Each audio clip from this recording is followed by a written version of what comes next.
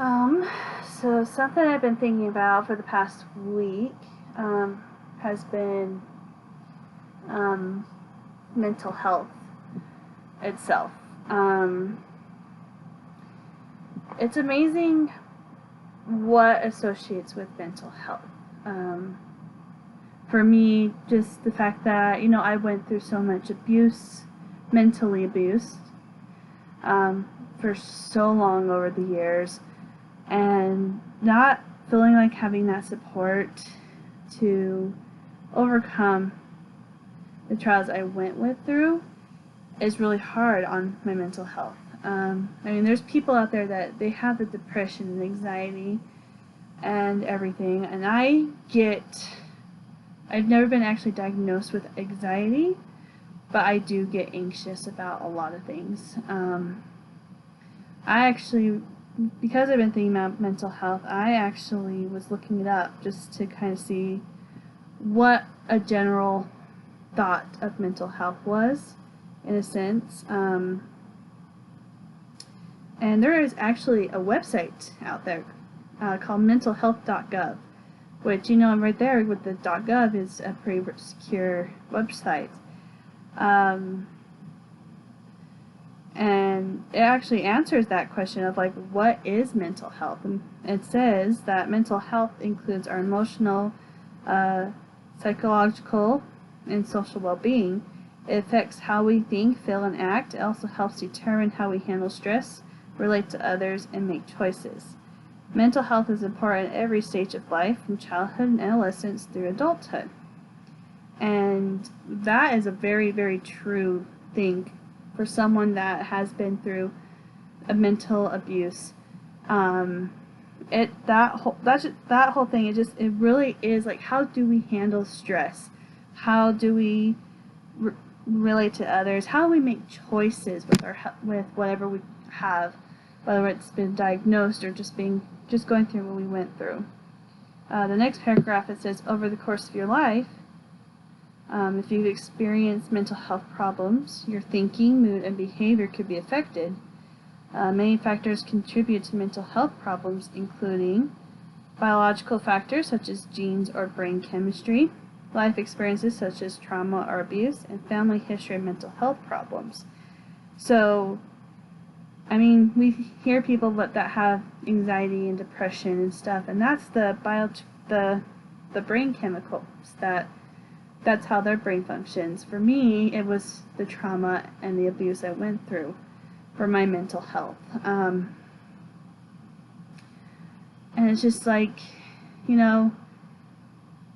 thinking about that, it's no wonder why we're trying to bring this awareness for mental health. Because everybody's brains work differently. And if we don't have the support that we need, how are we supposed to handle situations, various situations? We live in a world where they're trying to bring that mental health awareness. They're trying to be supportive. But then you hear all these people that are criticizing other people's mental health. We had our U.S. Olympic gymnast that took a step down to focus on her mental health, which was amazing. And then there were so many people who criticized her for it, and it was just we're trying to bring in this awareness for mental health, and yet we're not supportive of those that need it. And that's how I feel in my life. I feel like I have family members that I feel like are not the most supportive when it comes to my mental health. They claim certain things, and it's not always the case. My counselor has told, when we talk about stuff, she says that it's pretty much what happens, what your family does is just triggering those memories that you went through, and you just, because it was done, or the abuse was done with a young mind that was still developing, you don't know how to react to that correctly.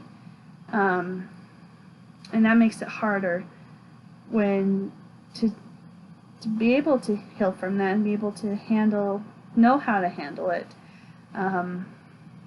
I felt like I was always judged how I handle things just because I don't know how to handle it. Now I can say I do, but I never knew how to do it, and it was only recently that I started going to counseling, but I had to make that decision for myself because I had to recognize that there was a problem. And I had to be the one that said I need to do something for my mental health. And that's the hard thing too, is that not only just the support, but the person that has these mental health problems need to be able to realize for themselves, to be able to look for ways to get help for that. Another thing I thought about with the mental health thing with me is that I don't think everybody knows not only what mental health really is, which is what I shared, that is an actual official documentation on a website, an official website, but also I don't think people realize that some of the things they do is not, and they think they're being supportive, is not being the support that we need. Like my mom my mom and my family members, they would, do things and they think that they're helping, but in reality, it just makes the situation worse for me. And that's where it is hard, because you want them to understand and you want them to support. But if they do it wrong and they don't know how, and you don't know how to explain it for them to, then how are we supposed to have that support? And this whole thing, it was just like, for me, I just want someone to just be able to listen. I want someone to, like I said in my last video, I feel like I'm not heard. No one's listening to me. And for my mental health, I need someone to just listen, not to criticize me, not to say, oh, well, if you did this, or to say, and it's like, just even like, oh, well, so-and-so was okay with this, and they went through that, and it's like, I don't care. In that moment, I don't care what someone else went through. I want you to just listen to what I'm feeling and what I'm saying for you to understand what's going through my mind. That's all I ask when I deal with all this mental health. And that counseling has been helping me so much with that, because one, I have someone listening to me. My counselor gives me great input, great information, but she first listens to me. And she'll try to dig deeper, but she's doing it in a way to listen and to understand what's going on in my mind. And that has helped me so much, and to the point that I'm now sharing my story, or being the person I want to be, or becoming the person I want to be. And one of the things is sharing my story. I can't remember if I said this in my last video, but I was never afraid to tell my story, but I've never fully told my story. I've only told like general things here and there. Like, I've told people I've been mentally abused, but I've never been in detail about it. I've told people I'm a survivor of mental abuse, but I never told them how much it affected me until now. And that, to me, it's a huge step, realizing that I haven't had people listen to me, and my family. I haven't had family members being willing to listen to me, to know what is really going on through my mind. They just either assume something, or they just assume a lot of things about me, and it hurts. It makes me upset. It makes me mad. all these negative emotions because I don't get the chance to express who I am or what I'm feeling. And for my mental health sake, I just want someone to just listen, just to sit there and have that conversation with me.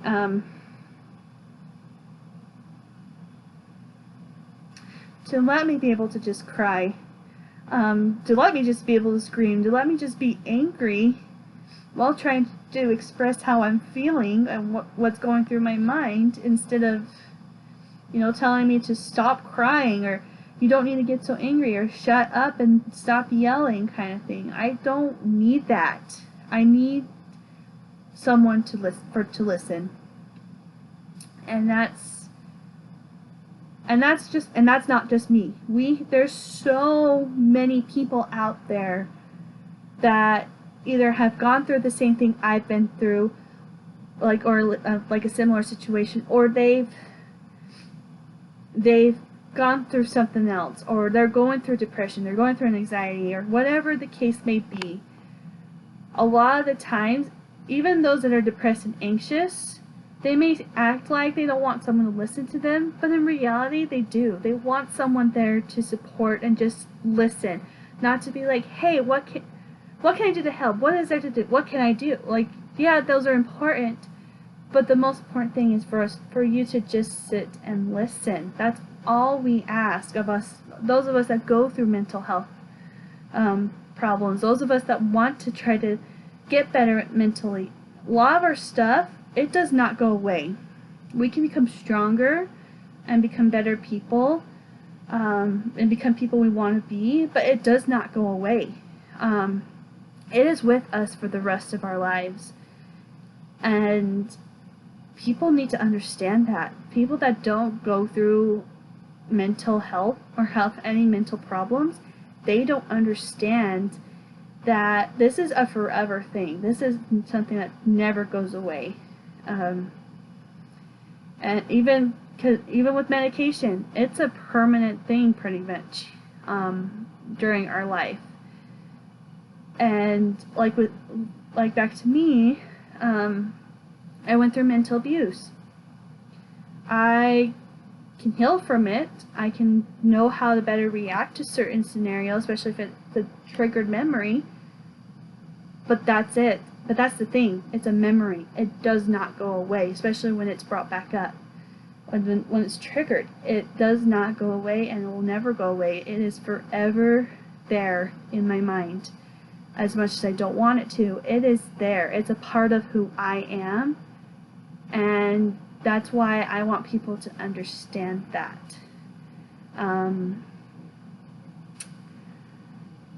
If everyone can be a little more understanding and just be willing to listen instead of criticizing when we say we want to take a break, or we need to step down, or we need to step back, or even just wanting to be in our rooms for a while, just to kind of be on our own. People can understand that and be supportive, but be there, willingly listen when we're ready or when we want to talk to someone. That can help us, those of us that deal with this, a lot.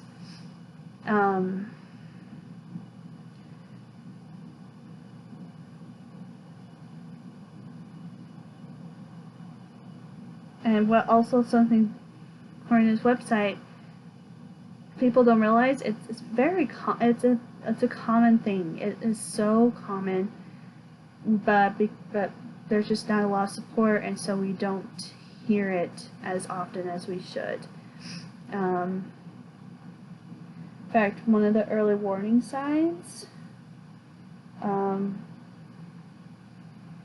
is the yelling and fighting with family and friends, having persistent thoughts and memories you can't get out of your head, inability to perform daily tasks like taking care of your kids or getting to work or school. So there's things we can do, but all we ask is that people just be supportive by being willing to listen and not criticize all of us.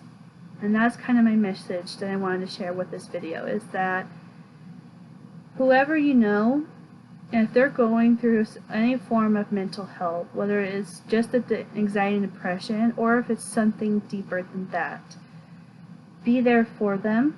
Let them know you're there for them, and be sincere about it. But don't be pushy either, and be willing to listen. That's all we ask, those of us that go through this. That's all we ask, and that's what can help us get through every day that we struggle, especially on the bad days. We all have good days. I mean, a lot of us can be that happy people, that happy, bubbly personality people. We are that.